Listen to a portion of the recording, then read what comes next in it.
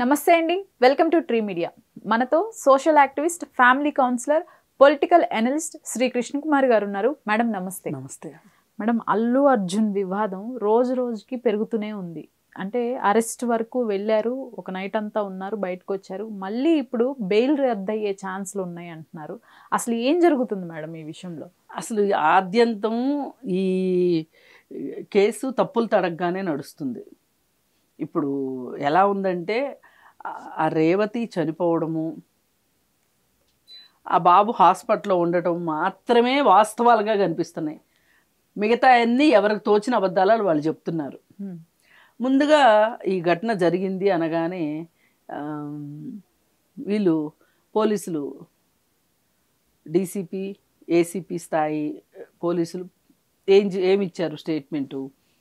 అసలు మాకు ఇలా అల్లు అర్జున్ వస్తున్నాడు, బందోబస్తు కావాలి అని మాకు అప్లికేషనే రాలేదు అన్నారు.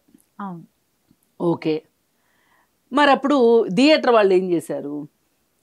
ఇదిగోండి మేము మీకు అప్లికేషన్ ఇచ్చాము, ఇస్తే మీరు ముద్ర కూడా వేసి ఇచ్చారు మాకు అని వీళ్ళు బయట పెట్టారు. వీళ్ళు బయట పెట్టిన తర్వాత వాళ్ళు బాగా ఆలోచించుకుని మేము అవునన్నామా, మేము ఇస్తామన్నామా బందోబస్తు, మీరు వచ్చి మళ్ళీ ఏంటి మీ ఇస్తున్నారా లేదా అని అడగాలి, కనుక్కోక్కర్లేదా? అంటే అప్లికేషన్ ఇచ్చినంత మాత్రాన అవునని కాదు, ఎస్ అనిపించుకోవాలి అనేది చెప్తున్నారు. లాజికల్గా ఇది కరెక్టే. సరే, పోలీస్ స్టేషన్ ఎంతో దూరంలో లేదు. మరి ఆ టైంలో పోలీసులు కూడా ఉన్నారు కదా మేడం? అదే చెప్తున్నా, పోలీస్ స్టేషన్ ఎంతో దూరం లేదు.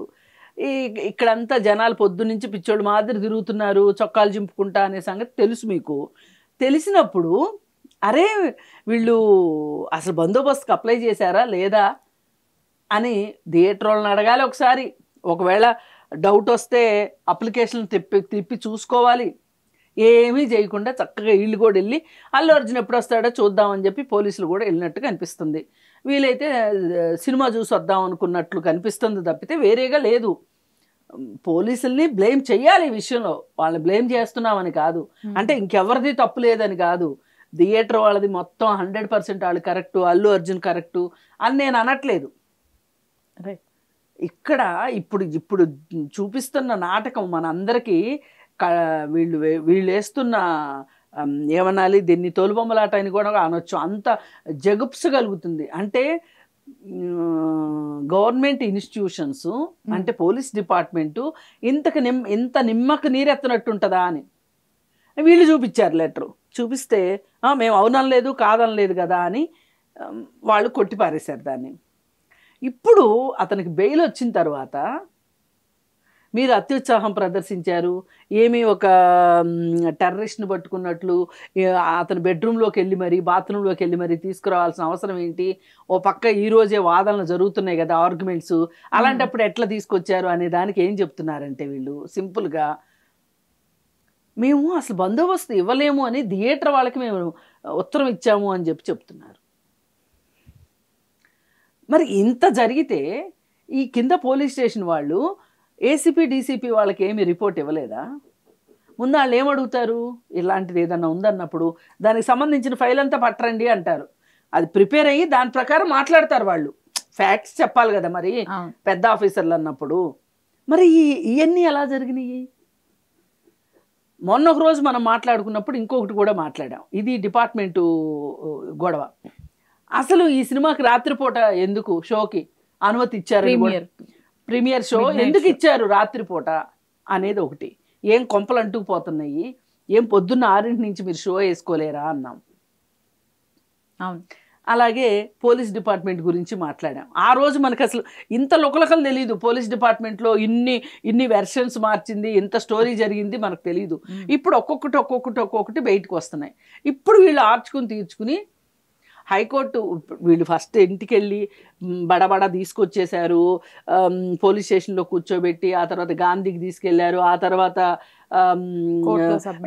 కోర్టుకు తీసుకెళ్లారు. ఇవన్నీ చేసేసి రిమాండ్ ఇచ్చిన తర్వాత చెంచులు కూడా జైలుకి పంపించిన తర్వాత ఇక్కడ ఇతనికి ఇంటీరియం బెయిల్ వచ్చింది హైకోర్టులో. అదే ఇంటీరియం బెయిల్ వచ్చేసింది కదా, మరి ఇప్పుడు కింద కోర్టుది రద్దు అయింది. మీరు కొంచెం ఈ వేళ వరకు ఆగి ఉన్నట్లయితే శనివారం రోజు పొద్దున్నేనో లేకపోతే శుక్రవారం సాయంత్రమో హైకోర్టులో అది హైకోర్టే చూసుకునేది. ఒకవేళ అక్కడ ఈ మధ్యంతర బెయిల్ రాలేదనుకోండి, హైకోర్టే చెప్పేది. కాకపోతే ఆదేశాలు ఈ పోలీస్ స్టేషన్కే ఇస్తారు, సంబంధిత పోలీస్ స్టేషన్కే ఇస్తారు. ఈ కొంచెం ఆగకుండా అరెస్ట్ చేశారు. ఇప్పుడు ఈ కథలన్నీ చెప్తున్నారు మనకి.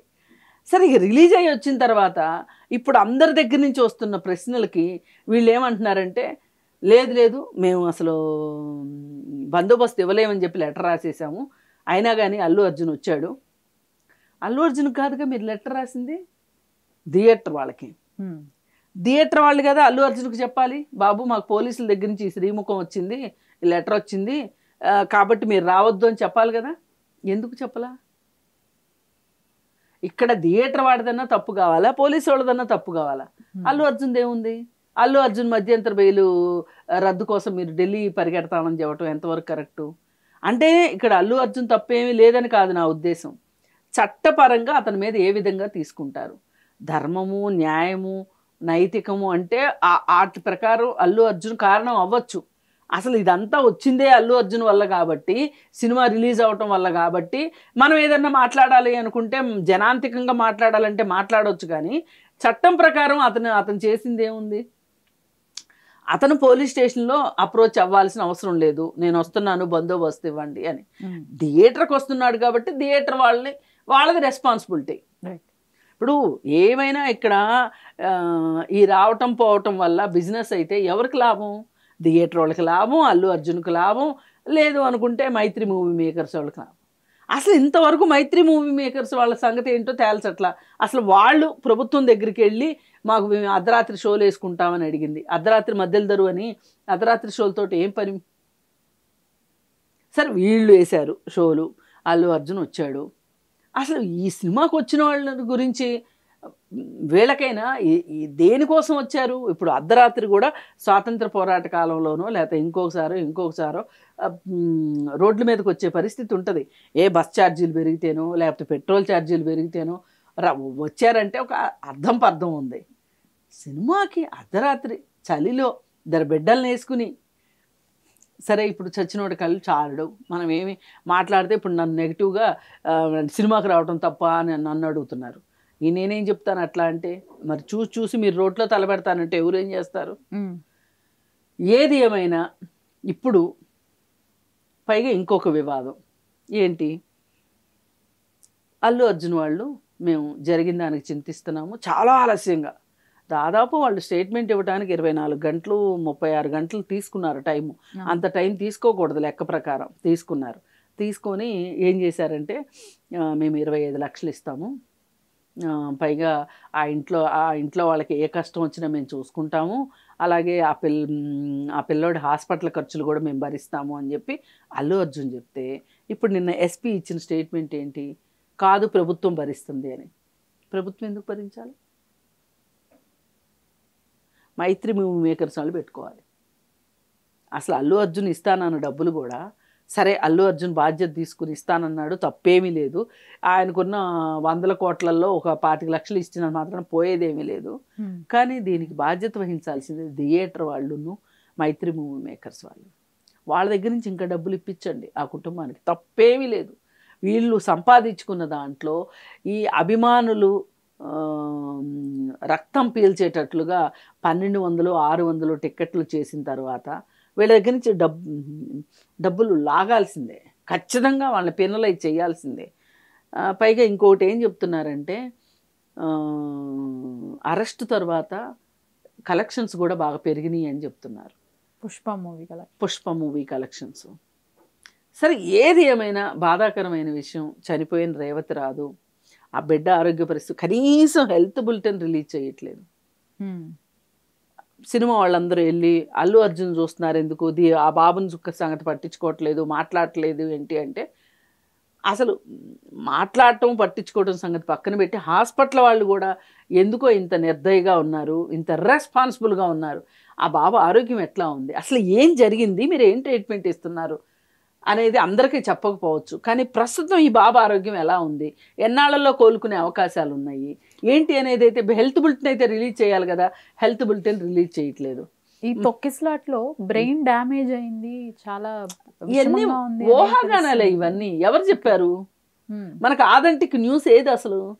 అది ఎవరు చెప్పాలి? హెల్త్ బులెటిన్లు రావాలి, ఇదిగో ఇందుకు అయింది, ఈ అబ్బాయికి ఇలా ఉన్నాడు, మేము నమ్మకం పెట్టుకున్నాము, హెల్త్ ఇంప్రూవ్ అవుతుందని, ఫర్దర్ కాంప్లికేషన్స్ ఉండవని ఉంటుంది కదా, ఒక 4-5 లైన్లు హెల్త్ బులెటిన్ ఉంటుంది కదా, అది రిలీజ్ చేయడానికి ఏంటి బాధ? మొన్న మా POW సంధ్య వాళ్ళు, యాక్చువల్లీ నేను కూడా వెళ్ళలేకపోయాను. వెళితే బాబుని చూడనివ్వాల, అదేమంటే ICUలో ఉన్నాడు చూడకూడదు అన్నారు. వాళ్ళ నాన్న తప్పితే ఎవరిని వెళ్ళనివ్వట్లేదు అన్నారు. సరే ఓకే, మరి మేము వచ్చాం బాబుని చూడటానికి, చూపించపోయారు. హెల్త్ బులెటిన్ అన్న ఏంటి అసలు, అబ్బాయి హెల్త్ కండిషన్ ఏంటో మాకు చెప్పండి అని అడిగితే ఎవరు చెప్పలా. ఎవరు నోరిప్పి చెప్పకపోగా ఇదిగో ఇక్కడ ఉన్నారు, ఇదిగో అక్కడ ఉన్నారని ఆ ఫ్లోర్కి ఈ ఫ్లోర్కి తిప్పి, ఇక వీళ్ళు ఆన్సర్ ఇచ్చేటట్టు లేరు అని చెప్పి ప్రెస్తోనే మాట్లాడదామని బయటకు వచ్చి ప్రెస్ మీట్ పెట్టి మాట్లాడింది ఆవిడ. అసలు ఆ బాబు ఎలా ఉన్నాడో చెప్పట్లేదు, అసలు బాబుకి ఏమైంది, అసలు ప్రస్తుత కండిషన్ ఏంటి చెప్పమంటే చెప్పట్లేదు అని చెప్పి మాట్లాడటం జరిగింది. ఇంకా కనీసం అలా వెళ్ళి అడిగినందుకు నిన్న హెల్త్ బులెటిన్ రిలీజ్ అయింది. పైగా ఖర్చులు ప్రభుత్వం పెట్టుకుంటుంది అని.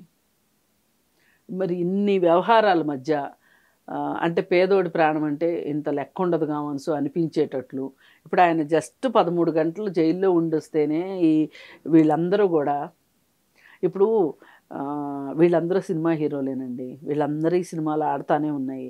వీళ్ళందరినీ ఏ అభిమానులో నటనంటే ఇష్టపడేవాళ్ళు, లేకపోతే కనీసం వినోదం కోసం అందరూ సినిమాకి వెళ్తేనే కదా వీళ్ళ సినిమాలు నిర్మాతలు మళ్ళీ సినిమాలు తీయగలుగుతారు.